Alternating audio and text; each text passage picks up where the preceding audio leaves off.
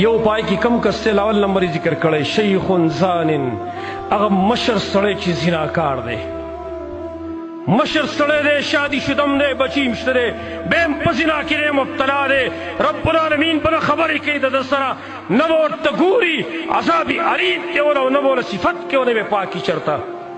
وملک کذاب بلغه بادشاہ دی چې کذاب دی، دروغجن دی، د ملک سربراه دی، خلکو ته دروغ وایي، دروغ وعدې کوي. وائل مستكبر او دریم هغه غریب سړی دی، فقیر سړی دی، مستكبرون چې سره د غربت ترې تکبرم کوي دی، متکبرم دی.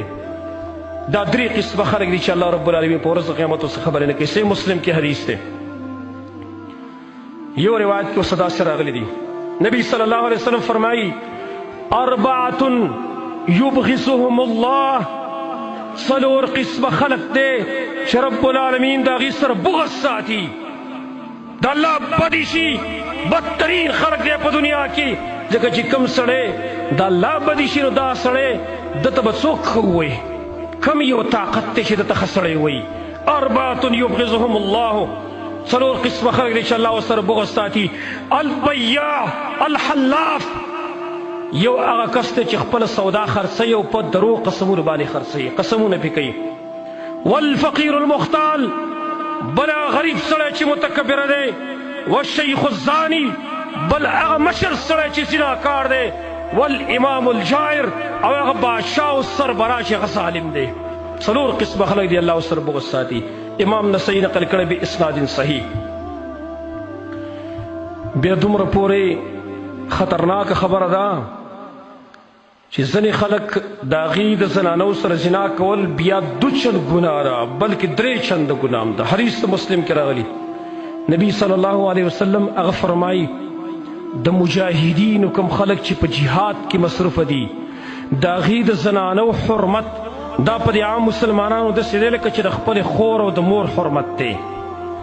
بیا وایي نبی صلی الله علیه وسلم کم سړی چې جهاد ته ووتو وروسته یو کس پاتې شو او هغه د هغې د زنانو سره بدکاري وکړه، د هغې د زنانو سره د خور لور سره د ښځې سره بدکاري وکړه، په ورځ د قیامت باندې محشر میدان کې رب العالمین به دغه کس پر میدان کې ودروي. دې مجاهد ته به وایي چې دا کس دی چې ستا د اهل بېعزتي کړې وه، ولاړ دی دلته، څومره چې ستا خوښۍ عدده چې کومې نیکۍ دي غونډې ته واله. وایي ستاسو څه خیال دی نبي صلی الله علیه وسلم چې دی به ورته یوه نیکي پرېږدي؟ او که چېرته نیکي نه وي بیا به غونډ ګناهونه دی وراړی په هغه باندې، دا د زنا په وجه باندې د زنا کار دی.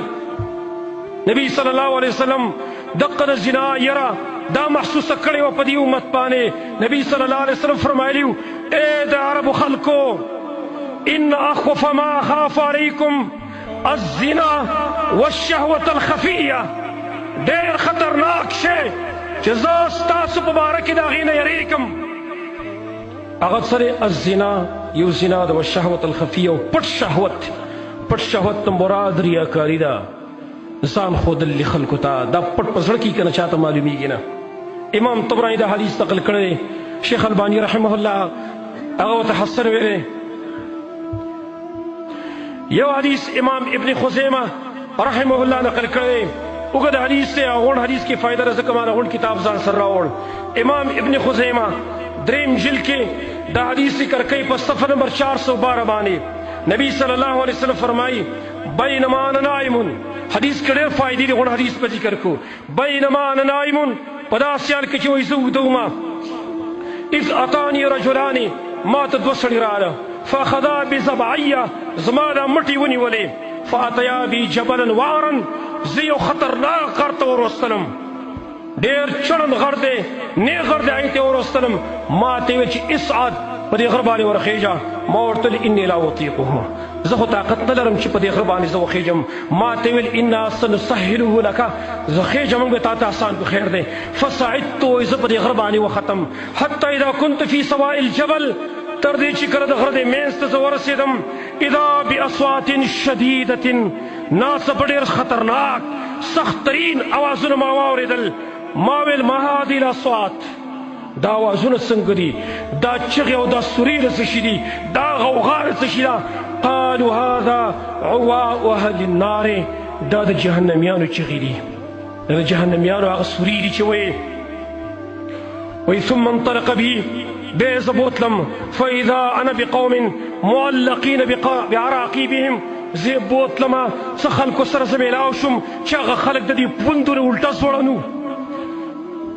مشققة أشتاقهم دغيدا وقتش لدريو تسيل أشتاقهم دمن دغيدا وقونا يتاثر وانوي ما ورتل من هؤلاء دا سوقتي دا خلق ویل راتا هؤلاء الذين يفطرون قبل تحلة صومهم، دا خلق دے چې روجه به بیٹې مماتوله، روجه بیٹې مماتوله، دا خلق دی ټیم بلا داخل شوی نو روجه به ماتوله، دا خلق دی به ماتو ویل ما ویل خابت اليهود والنصارى، يهود و نصارى خو تباہ و برباد دي ځکه یو سری به روجه نیسي. ثم انطلق بي بيوجز روان كلم فإذا بقوم أشد شيء انتفاخا، ناڅه پسې یو قوم سره میلاو شوم چې ډېر انتهایی پړسېدلي وو، بدنونه داسې نغاره ولاړو پړسېدلي وو.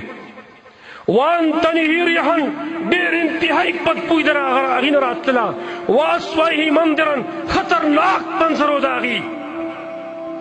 ما ویل دا څوک دي؟